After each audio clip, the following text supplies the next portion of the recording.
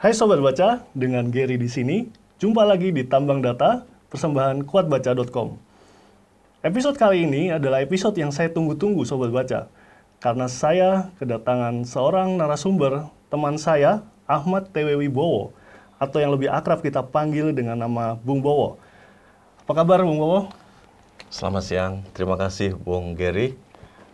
Salam kepada Sobat Baca semuanya, pembaca kuatbaca.com.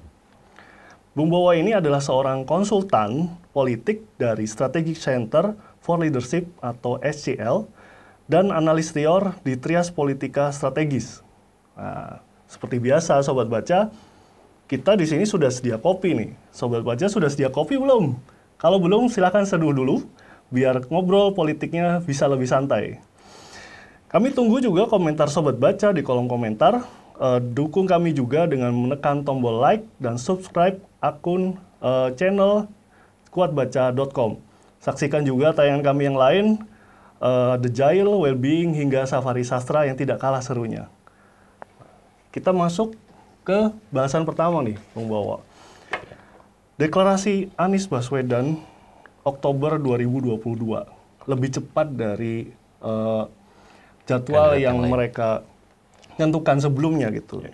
Reaksinya ramai sekali ya, kita bisa lihat dari PDIP yang menggaungkan politik biru, kemudian ada Repdem yang mendorong wacana reshuffle, bahkan Presiden Jokowi pun juga meskipun tidak berkata apa-apa tapi ada gestur sedikit menolak pelukan dari Surya Paloh. Cukup ramai sekali. Dan viral. Hal yang menonjol yang mereka tuntut adalah Nasdem keluar dari koalisi pemerintah.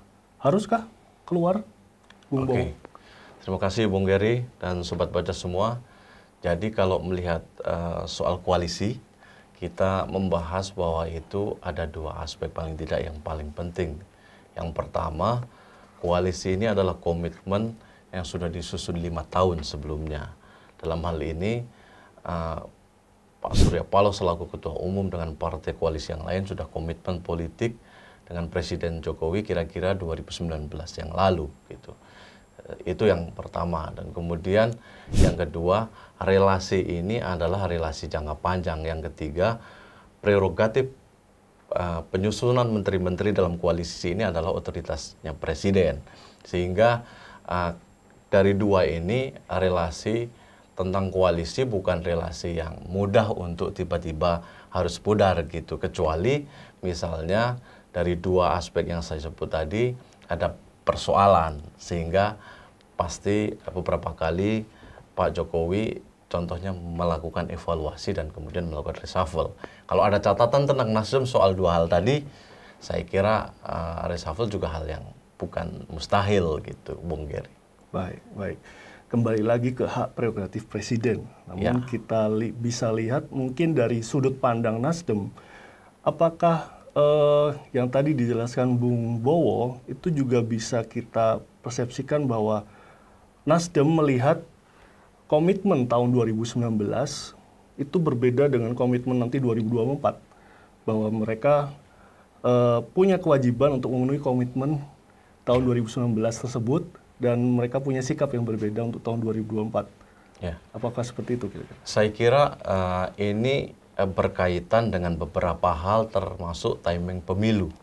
Jadi kalau saya melihat Nasdem dalam konteks mengambil keputusan lebih dini untuk mencapreskan Anies, dia juga berkejaran dengan waktu tahapan pemilu yang tinggal 1 tahun lagi. Sementara komitmen politik, konsensus politik dengan Joko Widodo untuk membangun koalisi itu berakhir di ujung tahun 2023 atau 2024 nanti. Sehingga secara timing itu sudah selesai, sehingga Nasdem secara rasional politik, hitung-hitungannya, kalkulasinya, mereka merasa sudah seiring sejalan, seirama selama 5 bahkan 10 tahun, 2 periode pemerintahan Pak Joko Widodo, pertama dengan Pak JK, yang kedua dengan Pak Kiai Ma'ruf Amin. Tentu mereka akan mengakhirinya baik-baik, tetapi tidak kehilangan momentum untuk bersiap di 2024 untuk kepentingan partainya tentunya. Baik.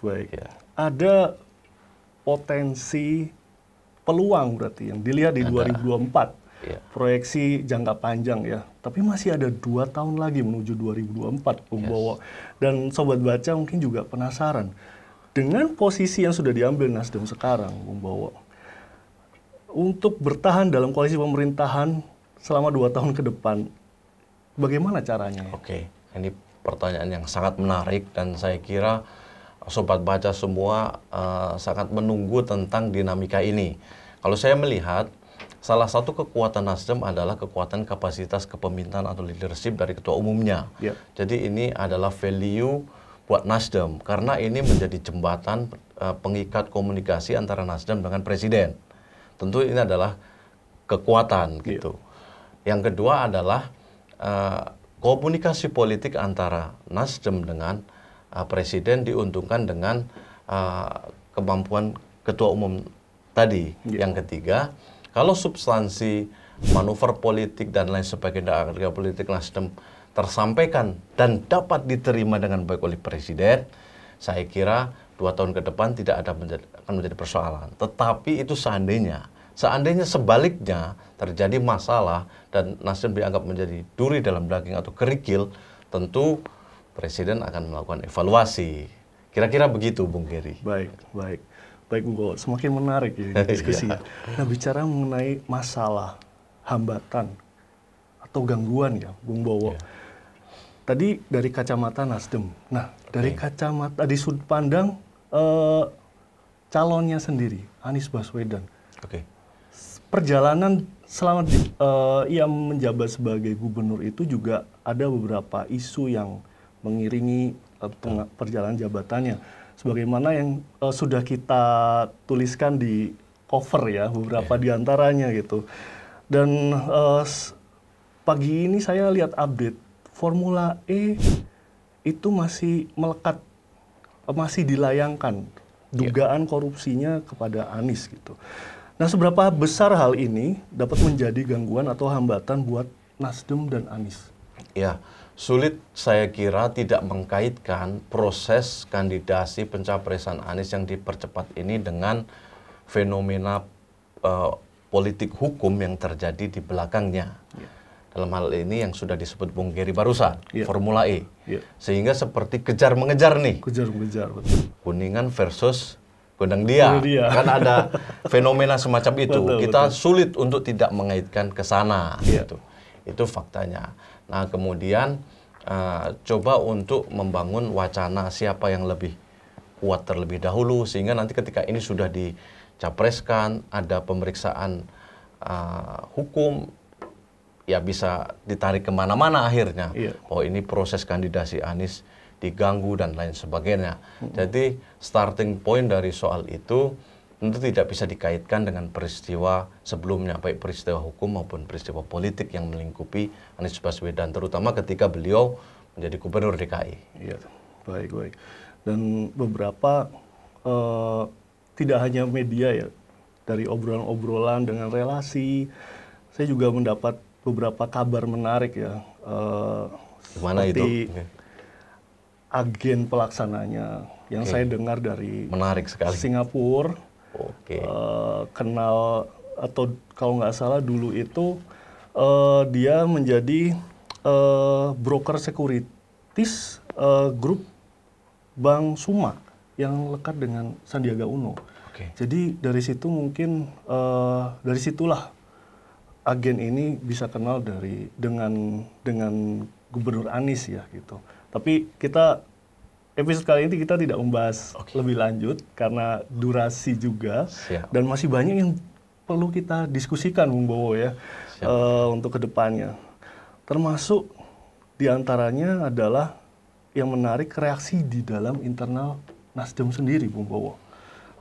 Karena ternyata ada beberapa aksi mundur dari beberapa kader Nasdem dengan alasan perbedaan ideologi, terutama berkaitan dengan posisi Anies yang di tahun 2017 Pilkada DKI yang berseberangan atau menjadi lawan politik dari Ahok. Nah, itu bagaimana Bung Bowo melihat situasi tersebut dapat berpengaruh terhadap Nasdem untuk perjalanannya menuju 2024? Ya, kalau pertanyaannya mundurnya beberapa kader Nasdem, anggap saja beberapa kader itu strategis, memberi dampak atau tidak kepada partai, tentu ada dampak, baik secara institusional maupun secara dampak di basis voters. Kalau secara institusional, Nasdem memiliki PR untuk segera mereplace orang-orang yang paling tidak memiliki kapabilitas yang sama dengan kader yang mengundurkan diri. Kalau tidak, tentu akan terjadi ketimpangan kerja-kerja politik di dalam. Tapi yang kedua, kalau kader ini memiliki akses voters dan basis yang kuat, ini lebih berat lagi PR Nasdem. Karena PR-nya menjadi ganda. Dia harus mereplace kader untuk menjamin kerja-kerja politik di institusi Nasdem, partai tetap jalan, tapi juga dia memiliki tugas untuk mengamankan suara basis agar tidak ikut bergeser dari tokoh yang kemudian meninggalkan Nasdem itu. Nah, ini PR yang bisa mudah, bisa tidak mudah, tergantung situasi dua hal tadi.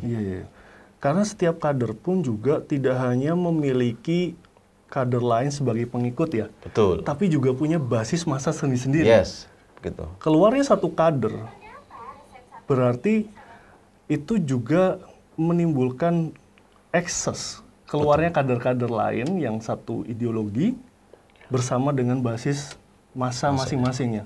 Betul. Oh, saya kira-kira begitu. Saya nggak bisa membayangkan berapa yang keluar ya kalau misalnya hanya satu saja keluar, luar biasa banyak ya. Nah, kita ngopi dulu, Bung Bowo. Ya, oke. Mumpung masih hangat, ya. Biar semakin santai ngobrolnya. Jangan lupa ya Sobat Baca, setelah mendengar pendapat dari Bung Bowo ini, kalau ada pendapat sendiri dari Sobat Baca, silakan tulis di kolom komentar. Nah, selanjutnya, ini mungkin yang cukup menarik ya. Karena kita punya analogi sendiri nih, Bung Bowo.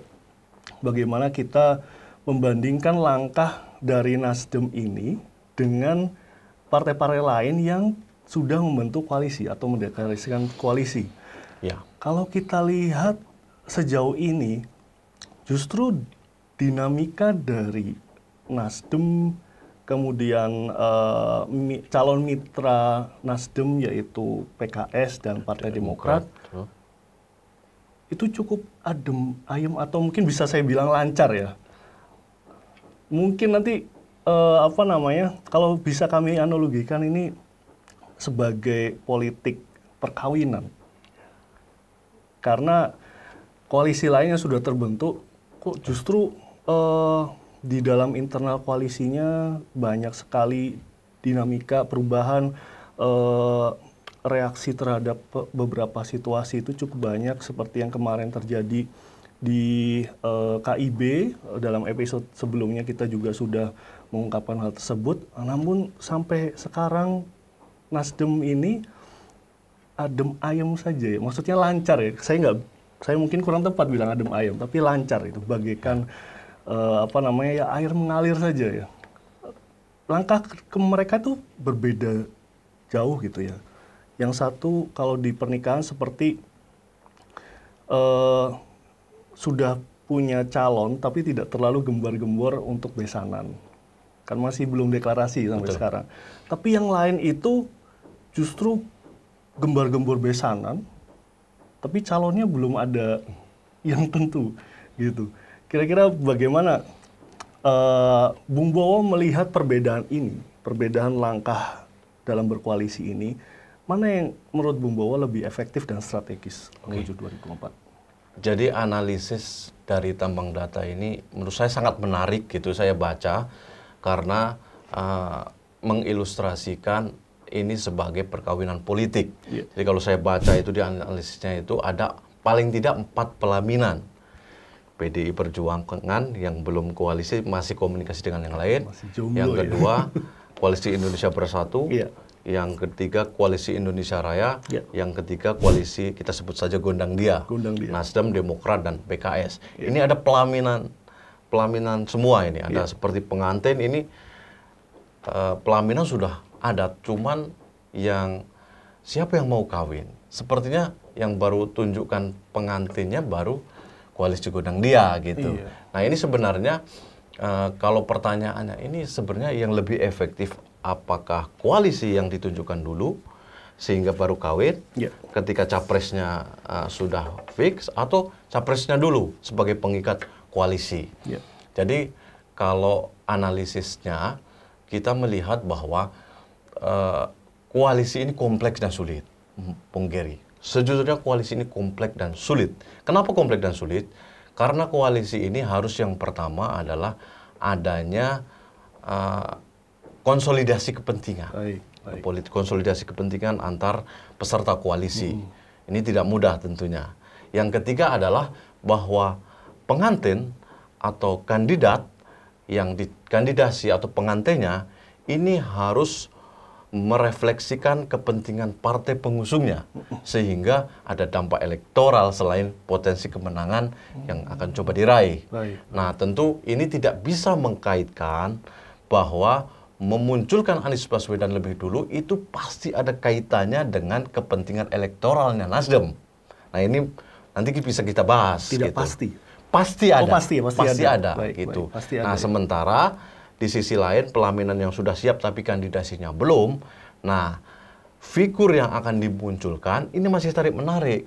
Mungkin kalau cuma ini cuma merefleksikan kepentingan elektoral partai ini.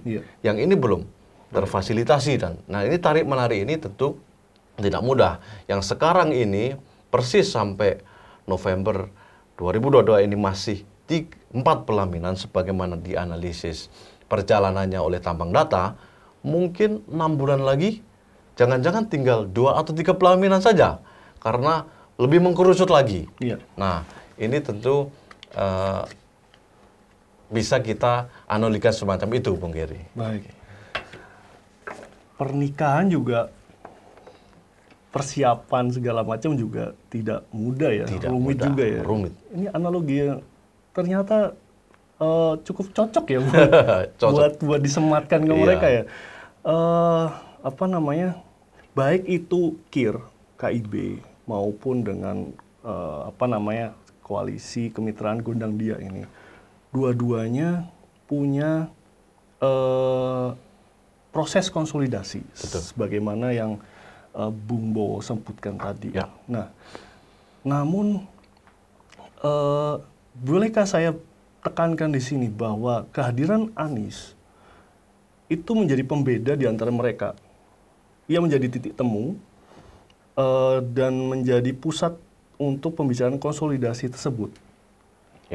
Melihat peluang-peluang di tahun 2024, bagaimana Bung Bowo melihat itu bersama teman-teman politik? Bisa dibilang begitu dan kita bisa tambahkan analisis lebih lanjut tentang figur Anies dengan Nasdem. Kita melihat Anies ini memiliki relasi historis yang panjang dengan Nasdem. Nasdem sebelum menjadi partai Nasdem, ketika Ormas Nasdem, deklaratornya pembacanya Anies Baswedan. Jadi ada relasi historis yang cukup panjang antara Surya Paloh, Nasdem, dan Anies Baswedan. Gitu. Itu yang pertama. Artinya Anies bukan tiba-tiba ya. Yang kedua, Anies adalah satu dari 3 kandidat presiden yang sampai bulan Oktober atau November ini tidak berubah komposisinya. Ganjar Pranowo, Prabowo Subianto, dan Anies Baswedan. Tidak ada kandidat di luar 3 ini yang memiliki kemampuan elektabilitas memadai untuk menjadi calon presiden. Gitu. Artinya Nasdem ini tidak gambling juga kenapa Anies Baswedan gitu. Yang ketiga ini yang menurut saya paling penting bagi Nasdem, dan saya tahu persis teman-teman di Nasdem itu percaya data, percaya riset, makanya nanti saya akan rekomendasikan teman-teman untuk baca Tambang Data ini karena itu penting buat teman-teman di Partai Nasdem karena mereka akan mengkalkulasi bahwa memunculkan Anies Baswedan artinya ini soal kotel efek. Kalau teorinya kotel efek, kita melihat sejarah pelaksanaan pemilu kita, pasti ada dampak elektoral atau suara kepada partai-partai pengusungnya. Baik dia posisinya sebagai calon presiden atau calon wakil presiden. Sehingga sebelum Anies Baswedan secara figur dikapitalisasi oleh partai lain, saya melihatnya Nasdem mengambil lebih dulu. Sehingga Anies Baswedan bisa diasosiasikan atau terasosiasi sebagai Nasdem. Dengan kalkulasi ini, maka kalau bicara kasar, menang atau kalah, win or not, elektabilitas atau tambahan suara elektoral Partai Nasdem tetap akan meningkat. Jadi pada akhirnya adalah kalkulasi jumlah kursi parlemen di Senayan juga, gitu. Akhirnya dengan itu dilakukan, diumumkan, terasosiasi kuat, maka nanti Nasdem memiliki target ambisius untuk meningkatkan perolehan suaranya. Baik. Jadi terbacanya begitu, Bung Geri. Bacanya begitu ya. Jadi bukan karena dalam beberapa bulan atau 2 tahun terakhir, Anies selalu berada di top 3 atau nomor-nomor atas dalam peringkat calon presiden terpopuler atau paling banyak dipilih, tapi memang relasi antara Anies dan Nasdem ini sudah punya sejarah panjang. Sebelumnya ya. Oke, berarti bukan sesuatu yang jangka pendek ini ya. Bukan jangka pendek. Baik, menarik. Baik, kita ngopi dulu ya, Bung Bowo ya. Kalau saya memang biar makin santai. Mudah-mudahan Bung Bowo juga makin santai. Jangan lupa diseruput juga kopinya Sobat Baca ya. Jangan dibiarin dingin gitu. Ini masih hangat. Nah, menarik lagi ini, Bung Bowo, selanjutnya. Timing.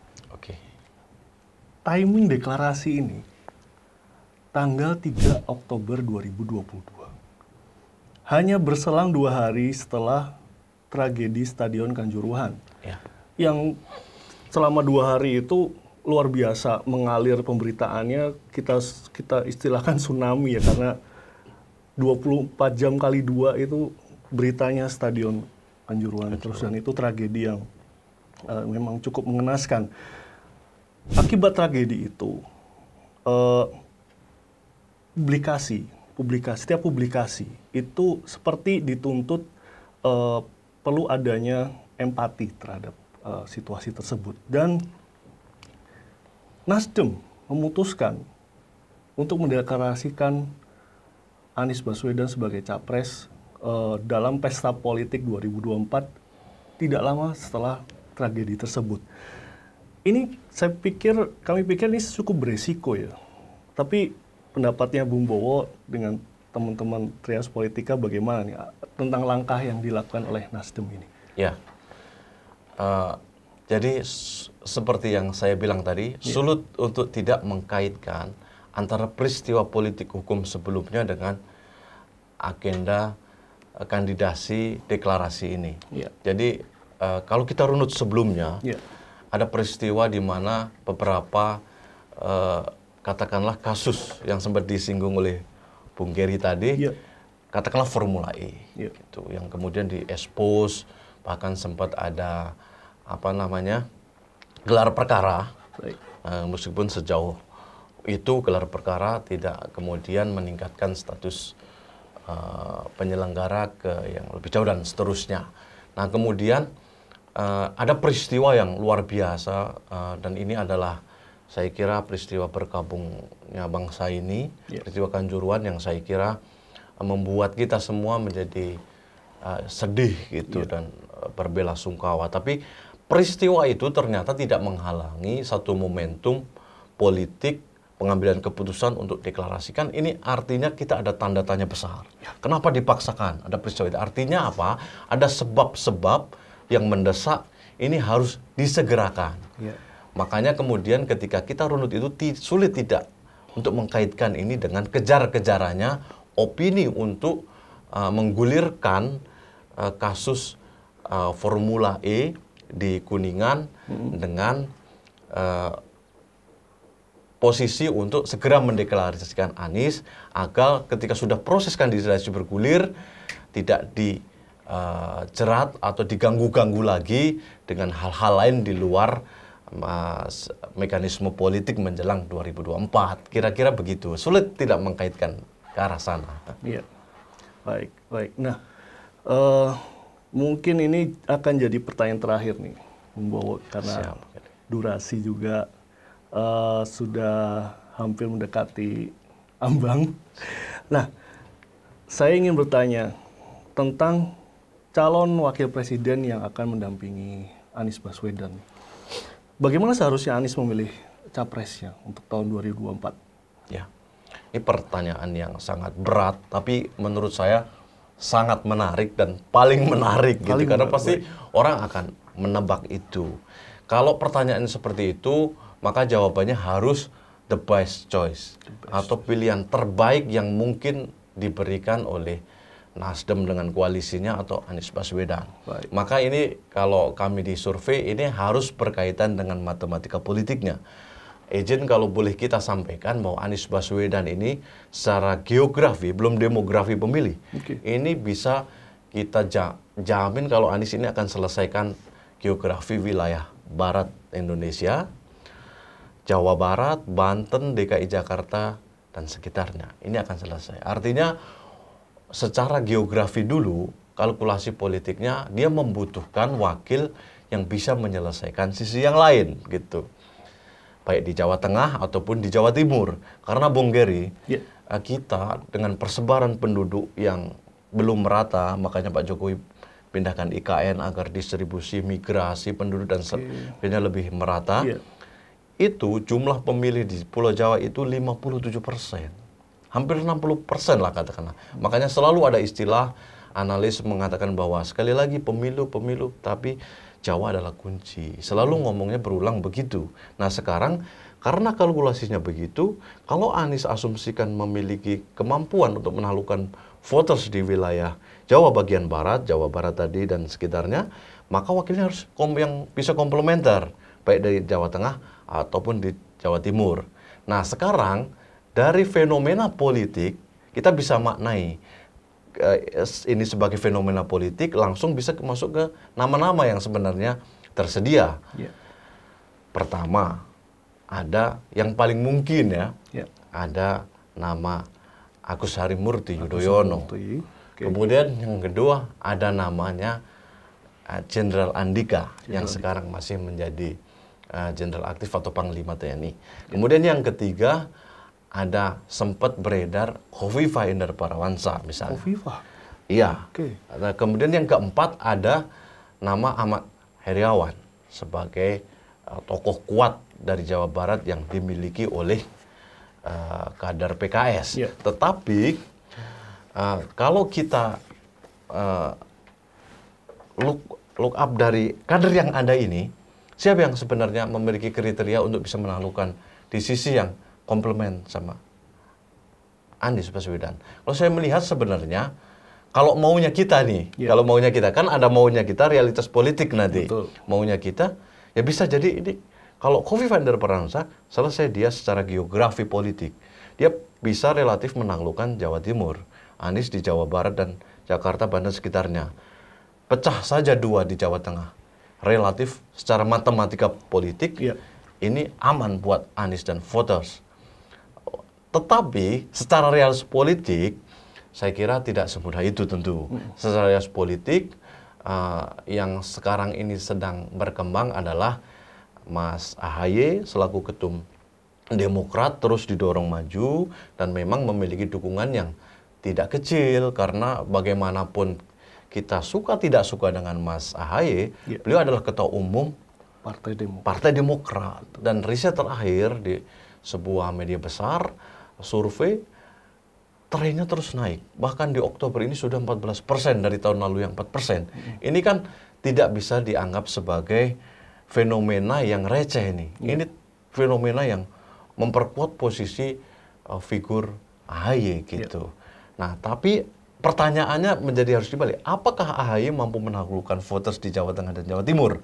Nah, ini pertanyaan lagi kan. Nah, sekaligus challenge gitu. Makanya kemudian saya melihat karena baik yang menguat dari sisi akhir yang didukung PKS maupun AHY yang didukung Demokrat itu belum ada garansi untuk mengkomplement Anies dari sisi Jawa Tengah dan Jawa Timur. Saya kira itu problemnya. Soal lagi-lagi ujungnya soal voters, basis massa gitu. Sehingga potensi kemenangannya bisa mereka tidak sekedar ikut pemilu Pilpres tapi memutuskan masuk dan memenangkan Pilpres 2024. Kira-kira begitu. Baik, dan itu tentunya juga hasil analisis Bung Bowo bersama teman-teman dari Betul. Trias Politika Strategis. Iya. Kita beruntung sekali ya Sobat Baca bisa menyimak hasil analisis dari Bung Bowo dan teman-teman Trias Politika Strategis ini, karena makin melengkapi data-data yang sudah kami cari benang merah dari edisi Tambang Data bulan Oktober kemarin. Dan itu juga sekaligus menutup ngobrol kita. Terima kasih, Bung Saya Gary, harap waktunya.